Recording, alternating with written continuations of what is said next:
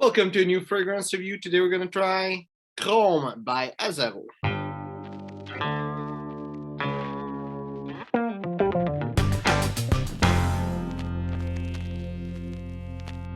So what I got is a little sample, and bottle is pretty normal. On the little bag it shows what the bottle looks like, but I would assume you already seen that bottle before.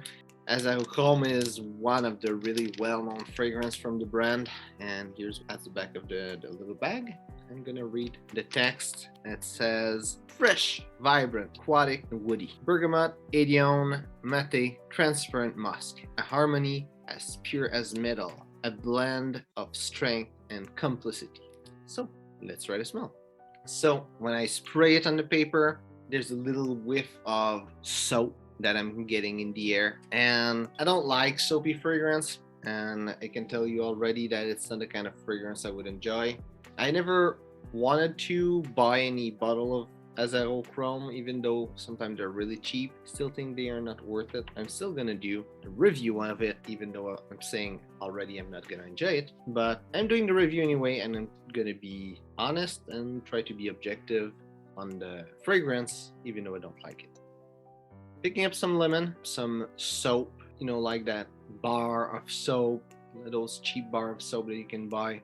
It's a big part of the scent. And personally, this is what I don't enjoy the fragrance. I think if you want to smell soap, you should wash yourself. If you want to smell perfume, you buy perfume, not the other way around. Picking up some bergamot. I would say that lemon and bergamot are pretty much the same strength.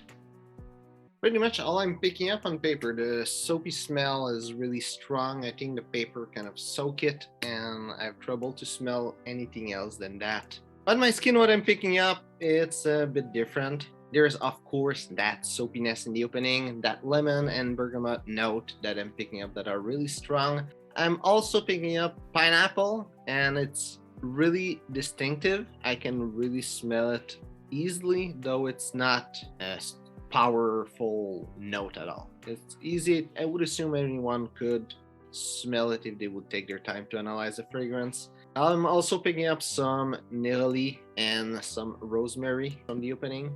As it dries down, all those notes start to fade. I'm still picking up some of them.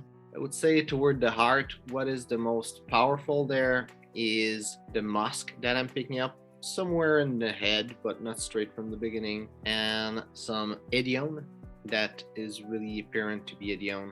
The Edione is not really strong, but as a note it's not really strong, but I can really distinguish it as Edione. And if you look on Fragrantica, you see that there's jasmine and there's cyclamen that are disclosed as notes, and those two notes are usually notes that represent Edione in the fragrance. As it dries down, the musk note, I would say the soapiness of the fragrance turned into some laundry musk note. That musk stay really strong and really powerful the whole time of the fragrance. And toward the end, I'm picking up some coriander, also in the art that I forgot to say. And toward the end, I'm picking up some sandalwood and some tonka bean also with the musk.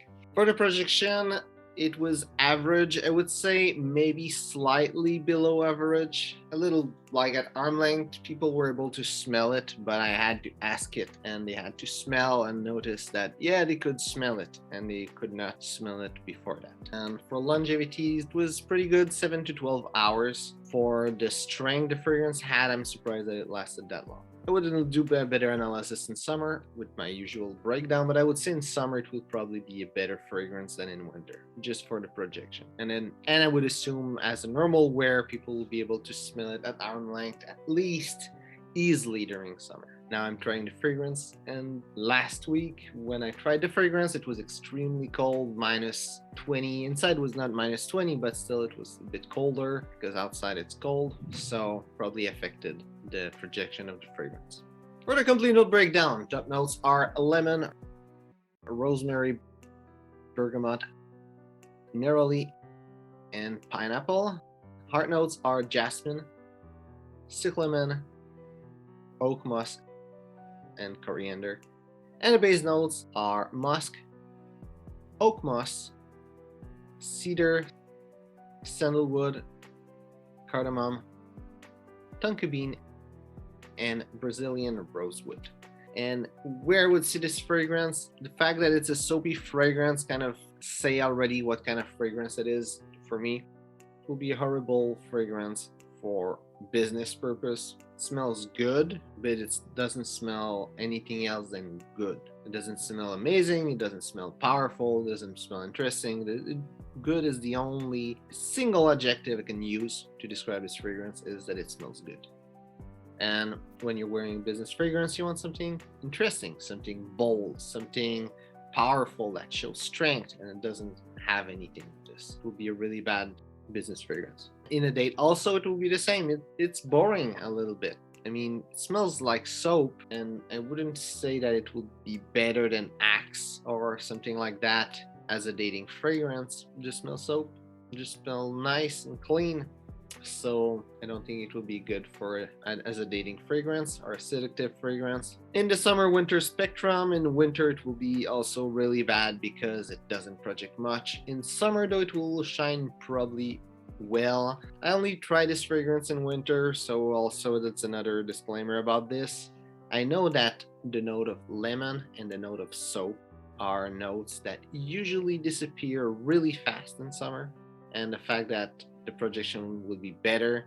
Probably in the heat, the fragrance might be more interesting. I will keep that little bottle here, and eventually summer will come back and I'll try it. I assume it could be more interesting in summer, but definitely it will be a great summer fragrance. It doesn't project much, so it will project well in summer. The smell is nice, a bit clean, a bit refreshing. And something I haven't said in the smell, I would say that definitely it smell the era it was made in. It was made, I think, 2 years after CK1, 2 years before Acqua Di Gio, and it reminds me a little bit of Acqua Di Gio in the build, the way the fragrance is made. Even though it doesn't smell like Acqua Di Gio, it just reminds me fragrance of that era, and it has some soapiness. If you enjoy CK1, I would assume you would like this one way better. But CK1, I really hated it, but this one is good. Smells nice. And as an everyday fragrance, this is where it will shine at its best. It's nice, it's clean. I think it's not super expensive, so you can even find it sometimes for a really cheap price. So it could be a good fragrance as an everyday fragrance. I know also the bottle is bigger, usually the 100 ml. This one is, I think it's 125 ml, the big bottle. So I'm gonna have it for more time. Smells good, office friendly, doesn't project like crazy, so no one will be choking out for the fragrance. And if they smell it, they will enjoy it because it just smells like soap, maybe a bit more interesting than soap, a little edge more than soap, but that's good for an everyday fragrance. Really, it's where it belongs. And in summer also, but more as an everyday fragrance. Again, I don't like this fragrance, but I can understand why people would enjoy it. It's one of those fragrances that you can spray and no one will say you smell bad. Everyone can smell good. I don't think any compliment would be because they think the fragrance is interesting, though it might get compliment because it smells good.